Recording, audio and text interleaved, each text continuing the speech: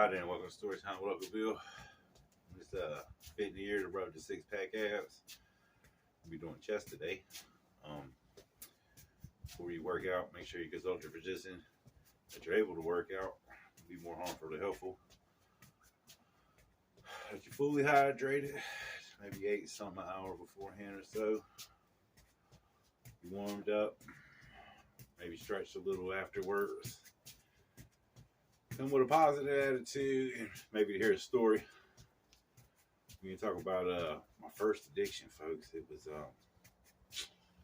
it was a bad one. It's probably one of the worst ones that you could have, but it was smoking cigarettes. Everybody in my family smoked cigarettes. I mean, everybody. My sister never did, but we're talking about the adults as I'm pertaining to growing up.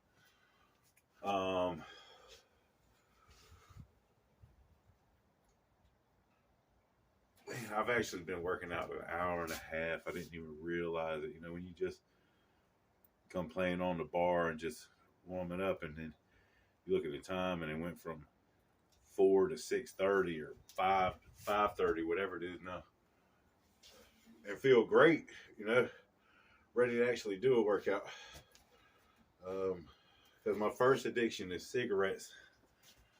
And it's actually been 9-10 years since I quit, and I had a 3 at the bare minimum, folks. Listen, when I tell you it was a 3-pack a day habit for 20 years, I mean, at the very least 3 packs, 60 cigarettes a day, chain smoking.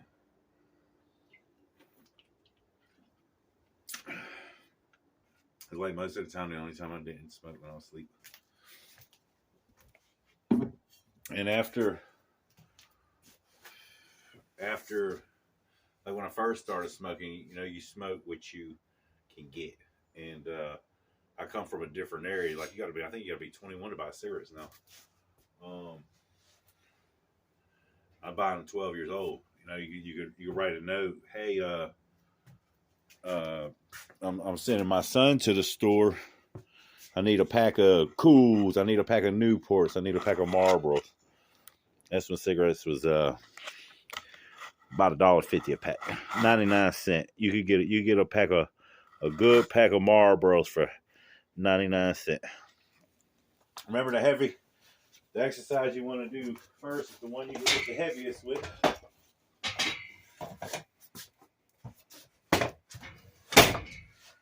And most people don't know it, but probably for the bench, it's decline. So we're gonna do the flat bench. And this smoking is not good for you. Smoking anything is not good for you. You actually paying to kill yourself. That's any drug. But cigarettes is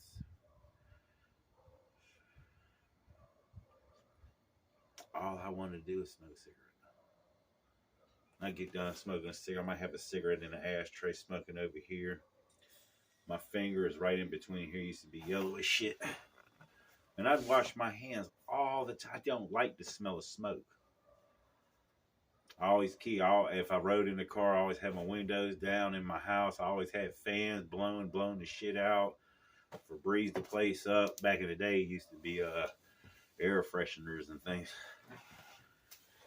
Let's do some of this bar right quick.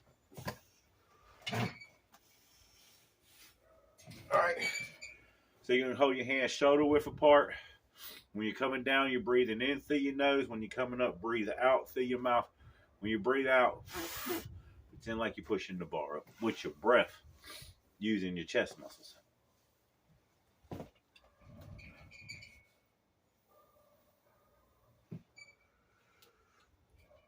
That's it.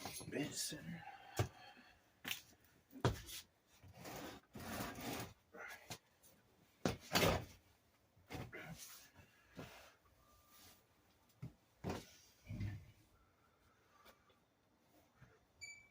Bring it all the way down to your chest.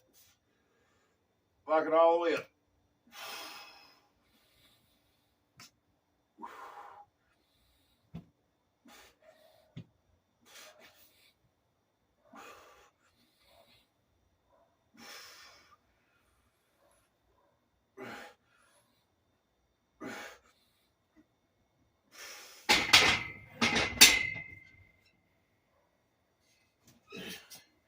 you're by yourself, I don't give a damn if you're by yourself or not. Don't put no clips on the waist. If you put clips on a flat bench to bench press, if you put the clips on, it's for a max. You're trying to get like an extra half ounce or a pound or whatever, however much the things weigh, don't put them on.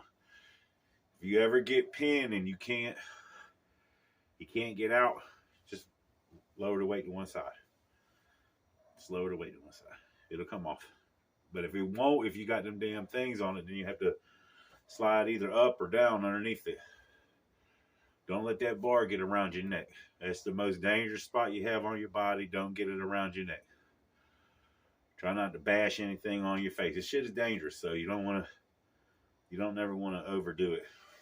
And your wrist, your elbow, your shoulder could give out at any time. So you want to make sure that you're warmed up. You don't want to go too heavy by yourself.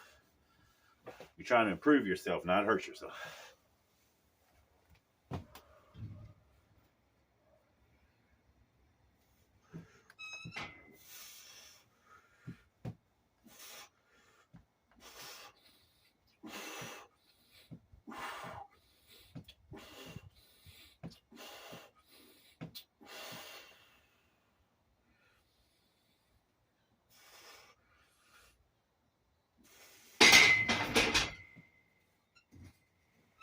I can remember it like it was yesterday, man.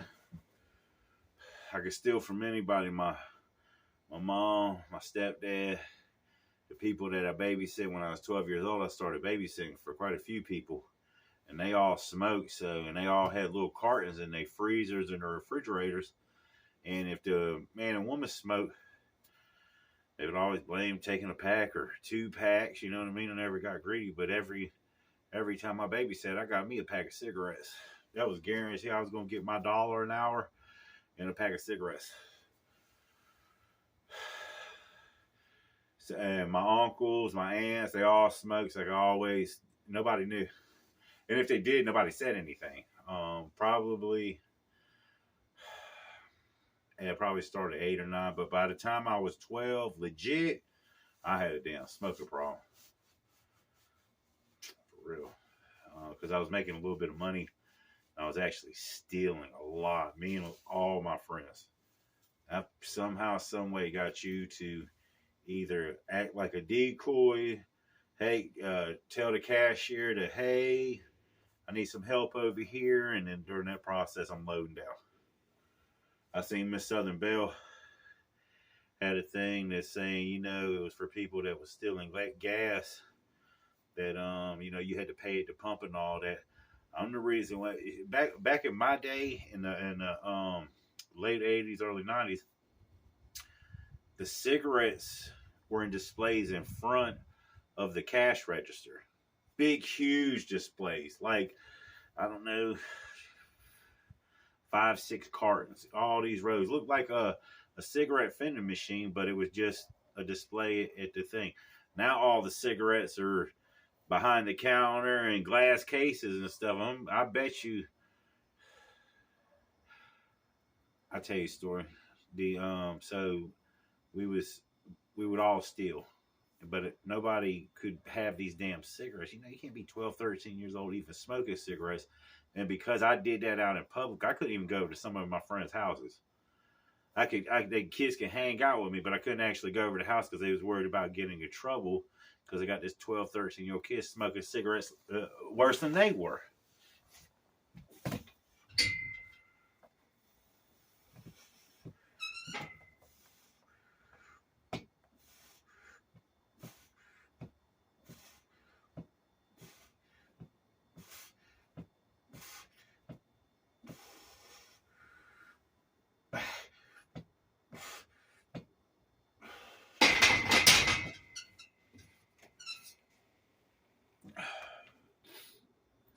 Carried a pack of cigarettes on me, you know what I mean? And then before I got home, I'd hide them up in the bushes over at Eleanor's. So 10 packs became 20, 20 packs became 30, 30 packs became 100, 100 became 200, 200 became 300. Before long, I had a ton of cigarettes, folks. I ain't bragging. I'm telling you what the hell it was. So my mama worked at a bar and had all these bartenders, real pretty women, and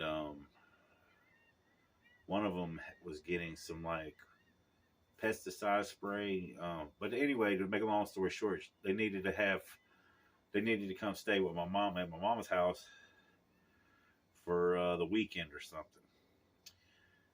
She goes down snooping in my mom's garage. Now they had just bought this, and I was hiding them in trash bags up in this corner where nobody ever went. You never had to worry about nobody going in there.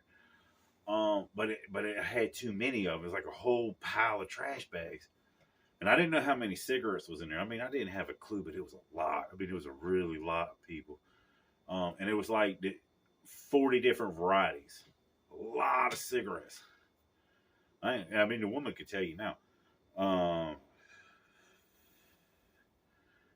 We have bought one of those cooler freezers, one of those big freezers, lay down freezers for deer meat and stuff. And the box for that was in the corner, and I just dumped all the cigarettes in there. It was 3/4 of the way full. It was loaded, man. It was so many cigarettes.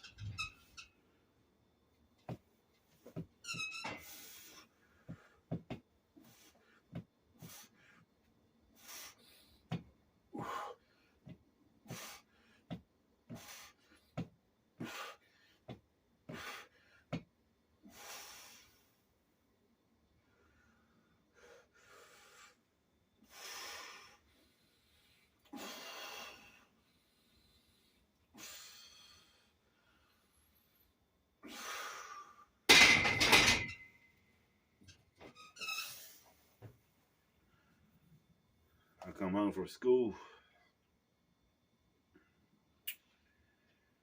Man, I didn't see this shit coming because I thought she was cool, man. But I went into the garage and she was in there. I went to go get me a pack of cigarettes, what I did. And she was like, yo, hey, you know anything about this? And she had the damn, she had the cigarette. They were exposed. I could see all of them. I was, oh, shit. She goes, man, these got to be stoners. A lot of cigarettes in here, you know. Man, that's crazy. There's over 600 packs of cigarettes in here. Like 40 different brands. Look at all these different cigarettes. I said, yeah, man. She goes, that's awesome. You must have been stealing like hell from somewhere, huh? Man, you did really good. You think I could get a couple? I was like, yeah. I said, yeah, me and my buddies do it all the time. She goes, oh, yeah, who? I had said a couple names. And one of them was my man, Jason Monday.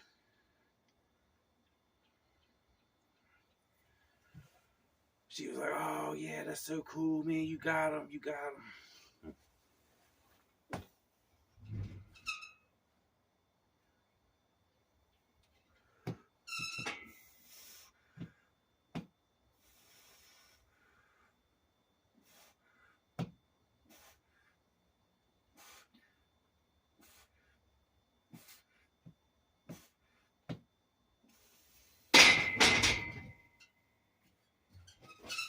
See, when I told my friends and family about it, they acted the same way, and then everything was cool. You know what I mean?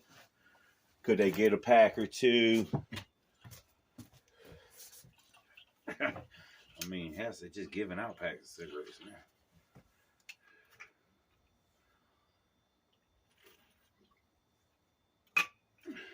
She told, straight ratted me the hell out. And my friend Jason Monday called his damn mama up. This way before cell phones, folks. I mean, way damn before cell. I don't even think.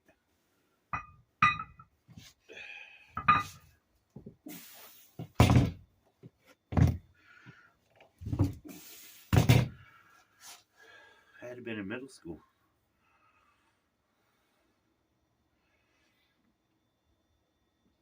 Now, I mean, my uncle my uncle taught me how to, maneuver the steel using other people and all the little tricks and trades and stuff. Um, Jason Monday's mom made him go up to the store and apologize and tell on himself. My mama didn't make me do that. Feeling kind of strong. I've only been using these 25s. Let's try some 40s. I'm gonna do some dumbbell presses. And you want to bring the dumbbell as low as you can. I try to put mine just underneath my armpits. And then you're going to bring them together. And don't bang the weights, but as close as you can to touching. They should touch. But and you really work that inner chest when it's coming up. Breathe in through your nose, out through your mouth. Pretend like you're blowing the weight up. We'll go with the 40s. If we can't do it, we're just throwing the hell down to get the 25s. We don't got nothing in between. Should be able to do this shit easy, right? Did y'all see that? Here, watch this. So, I don't know if you can tell, but it's resting on my knees. What you do is you lift your legs up and you kind of like throw the weight. And it's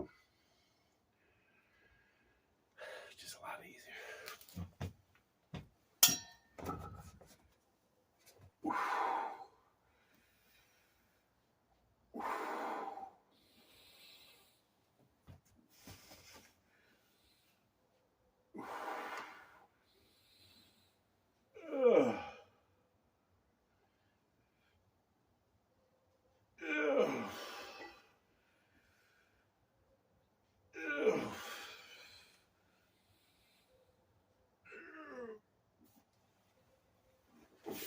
Boy, if you was at Planet Fitness, they be hitting the monk bell on you.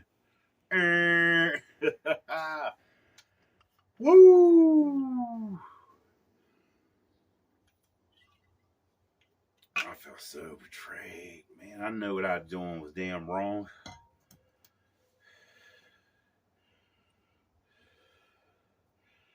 But Jason mom was so mad at us. I couldn't be his friend for a couple years. Couldn't had to sneak over there, man. She didn't play that stealing shit. And I felt bad, man. I stitched my friends out. She ain't even know anybody else I was talking about. Thank God. She tried to call some other people, but she ain't had a number. She tried to ruin me, man.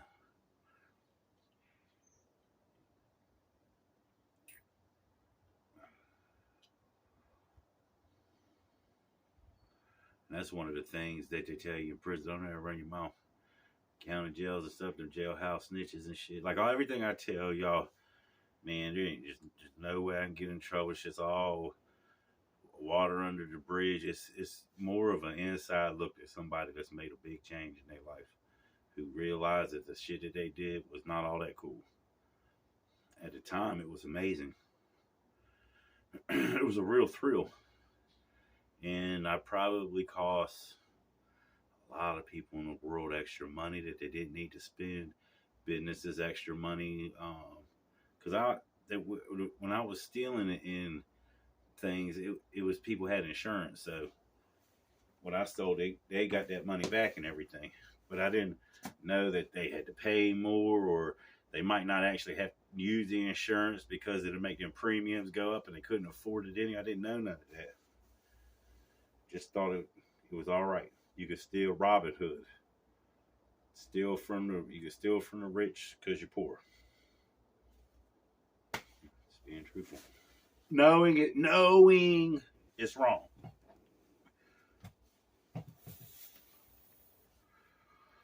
Knowing it's wrong. Not knowing just because it looks like people got money that they could be really broke. Just looks like they got money.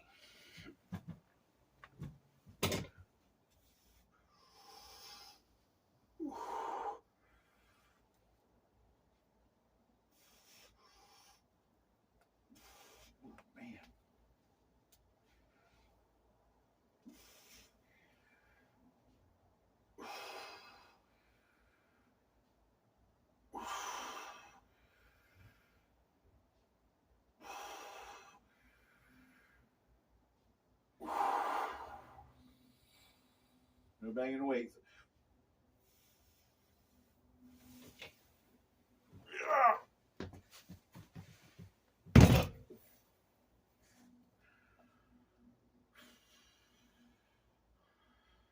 And I smoked. And if I did speed drugs as I got older, I smoked 4 or 5 packs a night, maybe 6 a day. Just ridiculous. And then I went to prison and I started smoking Black and Milds. Trying to not smoke cigarettes anymore. And I just ended up smoking 3 packs of those a day. And there's only 5 in there, but they're longer. They take a, and wouldn't hardly put them out. Just straight smoke for an hour. With that, it wasn't, you couldn't really chain smoke them, so it was a good thing, but just kept smoking a bunch, man. And then the last 2 years of prison, for 18 months, I quit smoking. On a 24-month bid, I quit smoking for 18 of them. But I dipped. Snuff. Silver Creek cherry. Like a can a day. Fuck, man. Excuse my language. All that money. And see, the problem was it really wasn't a lot of money. Like even when I got out of prison, I started smoking again. Started smoking the Black and Milds up until I quit. Or no, then I switched over to Little Dean cigars. When Black and Milds, when the cigarette prices went through the roof, these little packs of little packs of cigars that were like cigarettes came out called Little Deans. It was $1.29 when everything was like $4, and I liked them. I really liked them. So I went to smoking 3 packs of those a day. We're going to switch it up. We're going to go from that press into a fly. Or a twist. It's not a fly. It's just a twist. Twist at the top.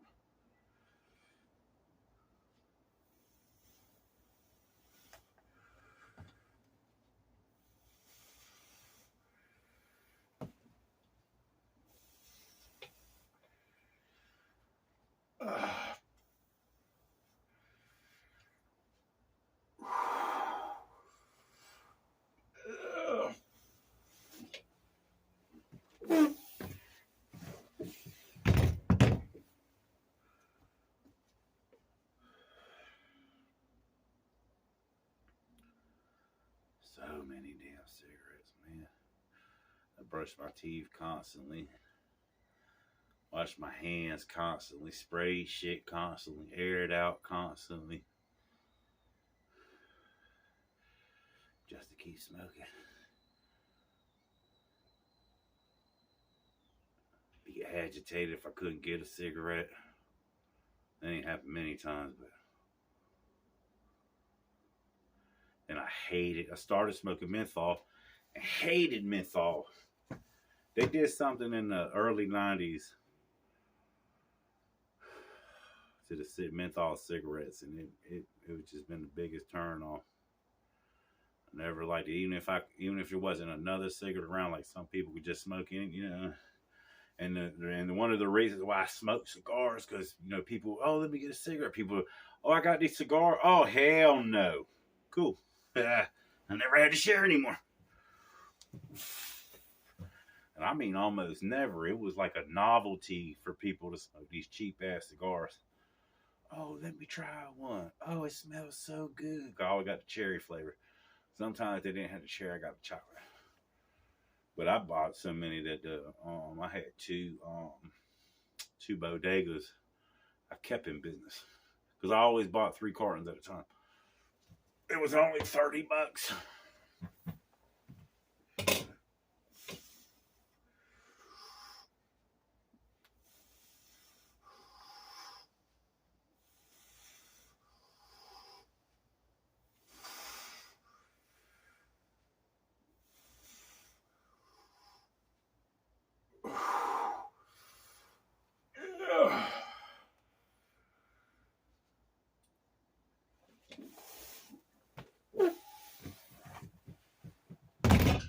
And that's not including the weed, the crystal meth, the crack. Jesus Christ. Bunch of bull. I've smoked it. Been a long time now, folks. Been a long time.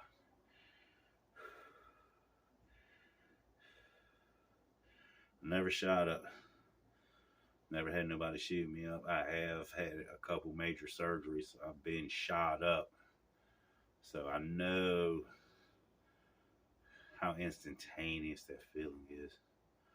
How incredible the high is, and when the pain actually goes away because of it. But cigarettes for a long time and cigars was what I thought was the thing that was giving me peace, that was keeping me together. If I had me a cigarette, everything would be all right. When I get halfway done with this cigarette, I'm gonna light this cigarette. And the million times that I quit on New Year's Day, staying up to 12 o'clock, smoking that last cigarette at 11:59 when the ball drop, I put it down, not smoking ever again.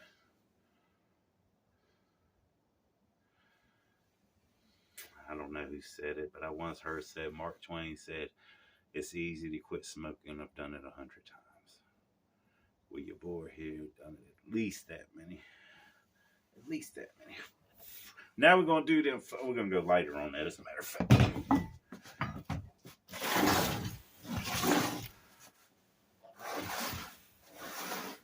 We're going to do some flies. Like a hug.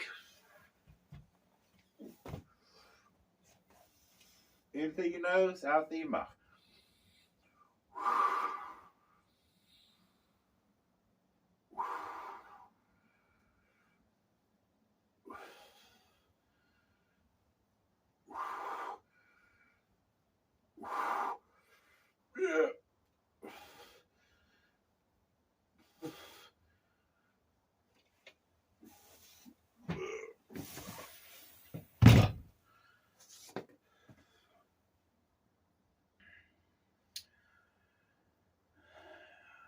I was dating this girl.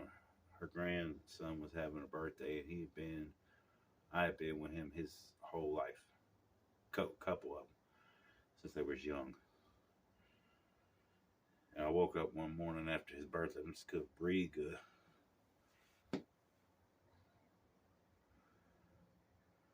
I went to go smoke a cigarette, and I was like, it's like August.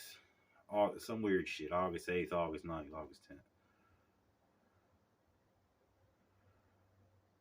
Man, I'm killing myself. I'm not going to tell nobody I'm going to quit. I'm just going to do it. Just going to try cold turkey.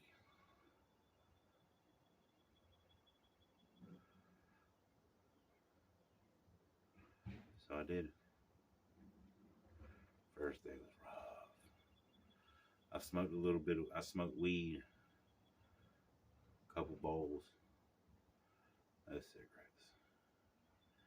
Second day, same thing. Third day, it was rough.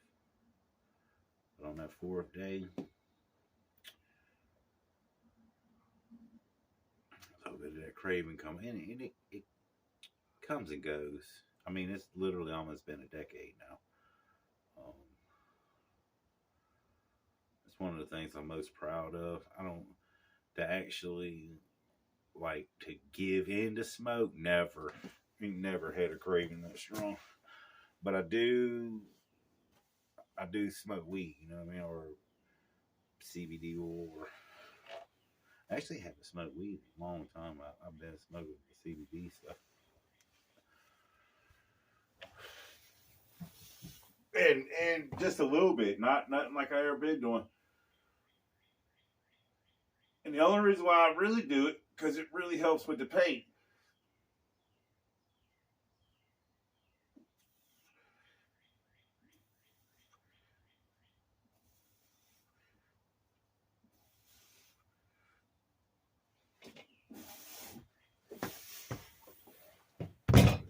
I've got a torn rotator cuff. I've got a torn labrum. I've got a metal rod that attaches my foot to my ankle. I've got degenerative back disease. I'm lopsided, so my pelvic, my spine, everything. And it's not debilitating pain. It's just aches and like straight bullshit. Not getting old pain neither. I don't really have that.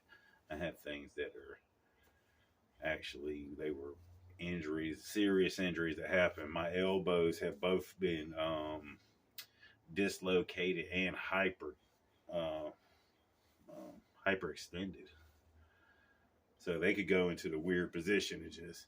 And I've never really had those things while I'm working out. I may have like, oh, something hurts, and I was like, hey, this is a good time to stop the workout. But like even going after, like later on in the day, oh, it still hurts. Nah. I do a pretty good job of eating stuff that's good for you. You know, I don't eat vitamins. I take supplements. Or even though I don't eat vegetables, I take supplements. You know, I eat vitamins. I take supplements. Shit. Okay.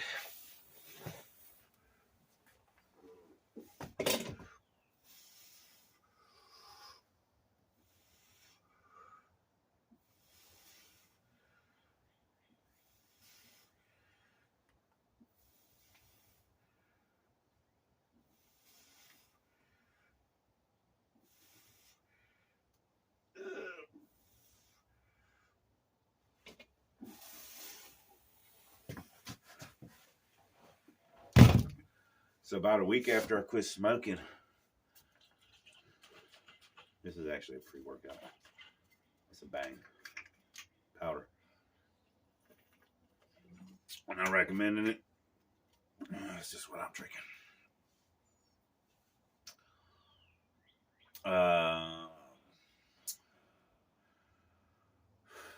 About a week after I quit smoking, I couldn't swallow for shit. Scared me, man. I just couldn't produce enough saliva. Like, severely dehydrated, but not dehydrated at all. And I thought it was a product of smoking, and so I went to the emergency room.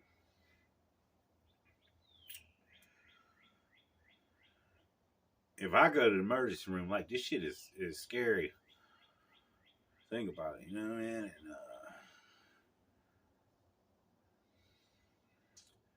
it was allergies. I almost started smoking again.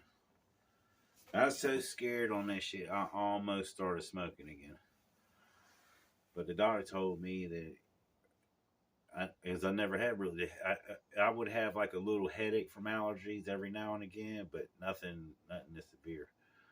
That smoking may have blocked all the mucus things that that the allergies can get on and cause you disruption. And when I quit, I made myself susceptible to allergies. Plus, I had also gotten older, so that's one of the things, you become susceptible to things that you maybe previously wasn't. I looked at them damn cigarettes, and I was like, man, I don't ever want to have to go through this, but in order not to go through this, I'm just have to slowly kill myself. And from that day on, every year for the last 10 years, severe. That's it. I don't get no colds. I don't get the flu. I don't get COVID. I don't get none of that shit. I get a real runny nose, and I mean real runny, like 100 paper towels, napkins, blow, watery, itchy eyes. I'm talking about I itch my eyes for an hour. And I put Vaseline on my eyes and itch them. Earaches. I get an earache for a sinus infection earache. That's the only thing. And then the thing that helped was Flonase. Nobody ever prescribed it. I didn't want to do that, but I didn't realize there were like steroids in there. And that's the only thing that knocked that out. You need prednisone. Prednisone is what you need it helps with all those allergies. Helps me it's the only thing. Only thing. And you can't just go to the store, hey, I need prednisone. You have to go to the doctor. We ain't gonna make this too much longer, so I'm gonna hit some more flat bench because I don't do a whole lot of flat bench with the flat bar or with the long bar. Olympic bar.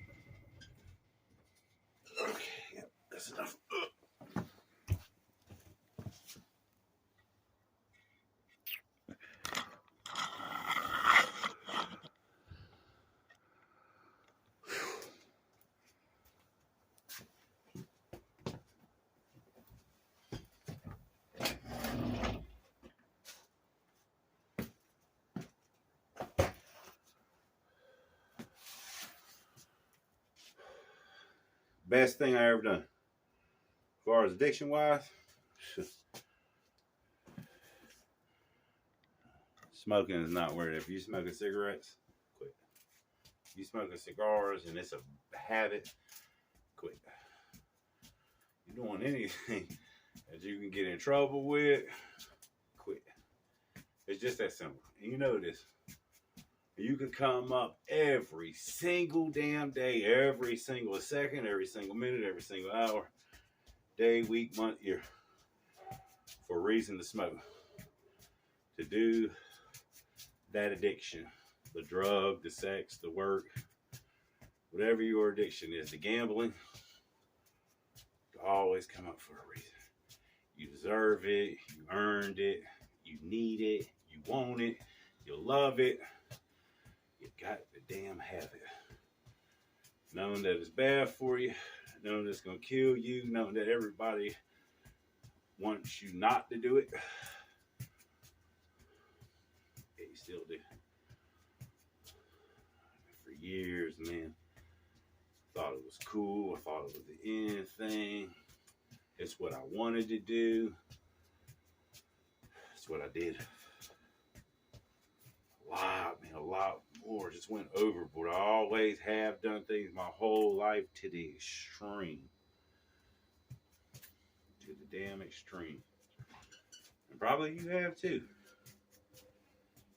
But I found it in me to stop it. That's where you got to do. You got to find it in you. Don't rely on nobody else. You can use outside sources. There's plenty of things that help. AA, NA, all the alphabets. Your family, your friends. There's always good sources. If you hang around good people and you try to do good things, because hanging around bad people doing bad things is not where it's at. It's never, ever, ever people, places, and things. If those things are in line, odds are probably you are too. And you owe it to yourself. You need it for yourself. You need to do it yourself. Because ain't nobody else going to do it for you. You know that. And every day that you waste, you don't get that back. But right now, right now, you can make a difference in your life and everybody else's in a positive way if right now it's bad. That's what this is all about. Make that positive change. Put in that effort, regardless of what it is. Just say, hey, today I'm worth it. Today is a good day to do right by you and everybody else. Take advantage of it. It's a beautiful day. Hope everybody's having a good day and staying safe. If you can, hit that like button, share the video, subscribe if you haven't.